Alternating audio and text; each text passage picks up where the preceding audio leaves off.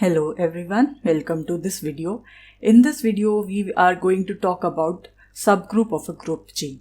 So suppose we have a set of integers. We know this together with the operation of addition, this form a group, right? Now if from this set of integers, suppose I construct another set, say 1, 2, 3. So can I say that this set together with the operation of addition is a subgroup of the given group of integers under addition? So in order to see and answer this particular question, let's move forward and look at the definition of a subgroup. So according to the definition, we call a subset H of a group G to be a subgroup of G whenever it is itself a group under the same operation of that particular group. So that means if we have this same operation and moreover this set together with this operation itself form a group, then this would form a subgroup of this particular group. So this is by the definition. So that means this whole mathematical quantity, the sub quantity, it should itself be a group under the same operation. So this is important here, right? So moreover, you should know further a few more things about the subgroup. We use this notation H less than equal to sign of G. This notation is used to denote that H is a subgroup of G. So whenever you look at this notation here in this groups, you will say that H is a subgroup of G. And moreover, we use this notation without the equality sign whenever we wanted to say that H is a subgroup of G but it is not equal to G, right? And in case of H, this is called a proper subgroup of G, right? If we do not have the equality here, then we have it as the proper subgroup. So next definition is about the trivial or non-trivial groups. So whenever we have E as the subgroup, you know, the identity element itself is a subgroup of every group. Why it is so? Because it obviously under the same operation you have only one element. So for one element you have the closure property, you have associativity property, you have the identity, that because that element itself is E, and if you take the inverse of E, that is going to be E only. So that means you have all the properties here, so it forms a group. And if it form a group, it is basically a subset of the given set, so it forms a subgroup, right? So this is a this identity is a trivial subgroup of the group G. In fact, for every group it is the trivial subgroup. And moreover, if we have any other subgroup apart from this identity, then this is the non-trivial subgroup of the group G, right?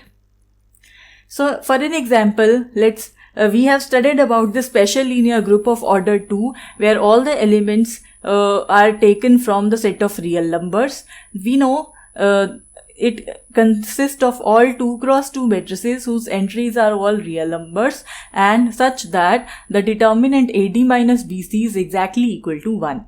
So all such matrices, they are categorized under the special linear group having order 2 and whose entries are being taken from the set of real numbers. And similarly, if you remember, we have this general linear group of order 2 where the entries are again taken from the set of real numbers. So for this set of matrix here, for these 4 digits here which are taken from the set of real numbers, we have AD minus BC as not equal to 0. So obviously you see this condition is contained in this condition because it contains all those matrices whose determinant is non-zero. In particular, it would contain the matrix whose determinant is equal to 1. So therefore, this SL2R is a subset of GL2R.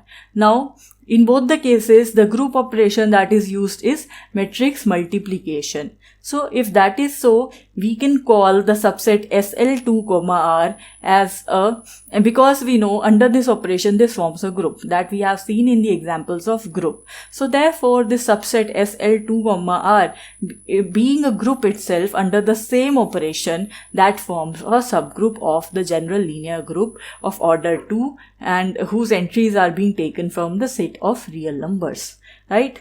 Let's see another example here.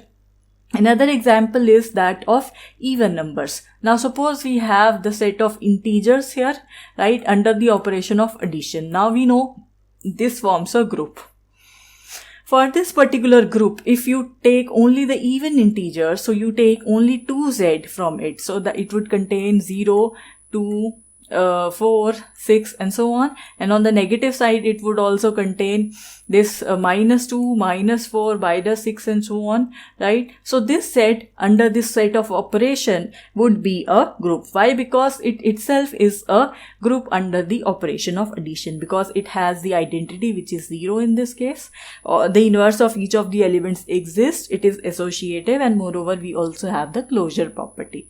So therefore the set of even numbers from this form a subgroup of the group of integers under the operation of addition, right?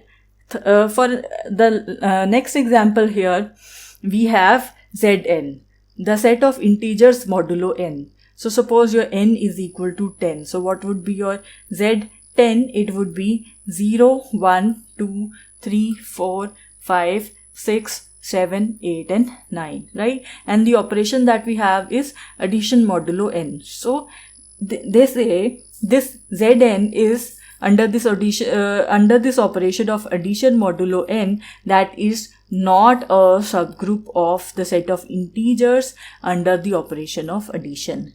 And why this is so? It is because addition modulo n, that is a different operation and it is applied onto this group of Zn, whereas this group of integers is a group under the operation of addition. So you see we have two different operations here. One is addition modulo n and another one is simple or ordinary addition. So you see for any subset, you see Zn is a subset of the set of integers, but here it follows this addition modulo n operation and it follows ordinary addition. So therefore the operations are here different, and in the definition we are saying that we have written over here that it should be a group whenever it follows the same operation as that of the group itself. So therefore in this case this Zn does not form a subgroup of the set of integers, because they have the different operations under which they are individually groups, right? So I hope you understood this concept of subgroup. Well, we'll be looking at more concepts in the next video. Thank you for watching.